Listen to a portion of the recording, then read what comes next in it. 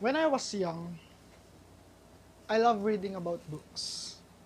Not Bible, sorry Father, not Bible, not science, but history. When we talk about history, you cannot exclude the great men in history. We have Genghis Khan, we have Alexander the Great. All these men almost conquered the world. We also have Stalin as well as Adolf Hitler. And they were all the icons when it comes to wars, especially when it comes to World War I and World War II. Even until now, people are still crazy about these both wars. They cannot get over the first two great wars, the first two world wars, and yet rumors has spread that there will be another war, World War III. Unfortunately, when 2020 came, New Year became a New Year devastation for everyone. We were greeted with a great shock throughout the globe. World War III is within the curtains, is within the gates. And people are already panicking. The world is in state of panic. There is a war. War is happening. It's almost there. The World War III. Fortunately, prayers were heard and it didn't happen. But wait, there's more. 2020 isn't over yet. Sure, World War III didn't happen. But there is a war that humans are facing right now. World War III is not about human against human. It's not about countries against countries. It's not about territories invading other territories.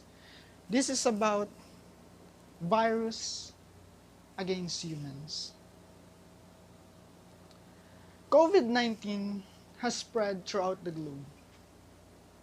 It's very contagious as well as deadly. And people, just like before and just like now, are all in a state of panic. People are experiencing mental health problems. Name it. Anxiety, depression, stress, etc. All of these are circulating throughout the globe. Experts say that pandemics from COVID-19 will have an after effect. And it's about mental health problems. And people before, and most people until now, are not aware about mental health problems. They will just say it's a childish thing when people are stressed. It's a childish thing when people are depressed. Get over it, move your ass, get your ass up, and move on. No, no. It's not that simple. It's not that easy to overcome something such as mental health. You will say that, no, I'm exempted. No, I do not belong in the category that are vulnerable when it comes to mental health problems. No, you're not. Yes, you are. Yes, you belong to this category. As long as you have your brain intact with you, you are. As long as you have brain with you, you are exposed and endangering yourself to mental health problems. And you will say that, no. Okay, listen. Let me explain it to you. Right now you have plans. Right now you have, let's say before the COVID-19 happens, you have plans, you have itineraries, you have scheduled some hanging out with your friends. But then COVID-19 came. It went all to pieces and was shattered. Right now, you might be saying na, oh, COVID-19 destroyed my life. COVID-19 made my life terrible. Why? You can you cannot go to your favorite restaurant. You cannot go out. You cannot hang out with your friends. You're planning a vacation right now. You might be in other places, but no, right now, you can't. Why? You're quarantined. And that was implemented throughout the globe. And you will blame COVID-19 and will say, you made my life miserable. A patient walked in a hospital and was greatly in pain. He walked towards and asked for the nurses and doctors. As they heard him scream, they rushed to his aid and came. They said, "What happened?" The man pointed to his boot and said, "A nail impaled me and I in great pain." The doctors and the nurses gave him a great painkiller. After a while, the painkiller kicked in and he calmed down. So, these nurses and these doctors carefully tried to remove the boot. When they removed the boot, they were all surprised when they noticed that the nail missed his foot. It completely missed it. In short, his pain, the feelings he had, are all in his mind. It was all in his own creation. He is never in pain. He was in pain, but he only had it when he think about it.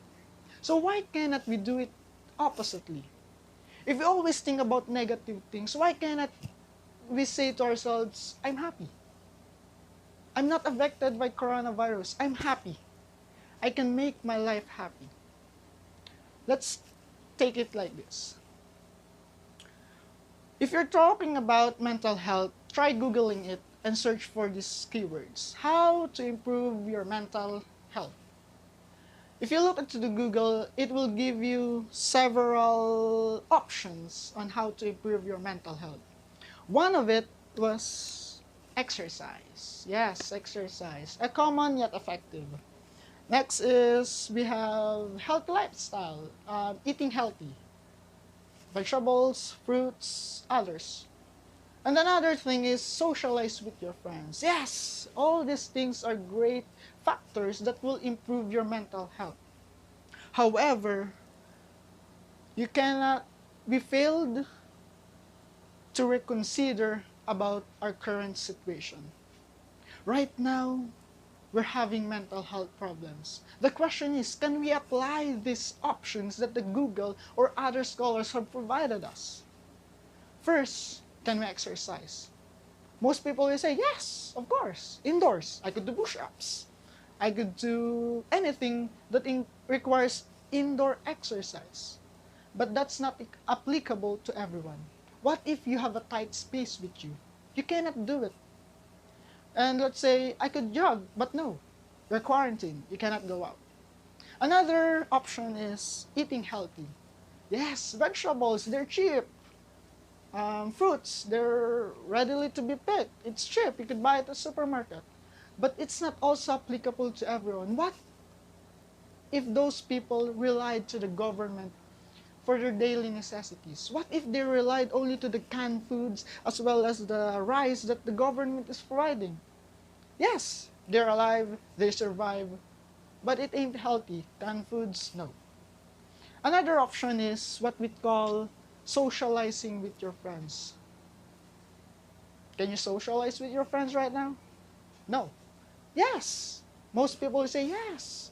Virtually, through Messenger, through Facebook, through Snapchat, through anything. Skype, Zoom, Zoom. But not everyone are blessed with gadgets and fast internet connections.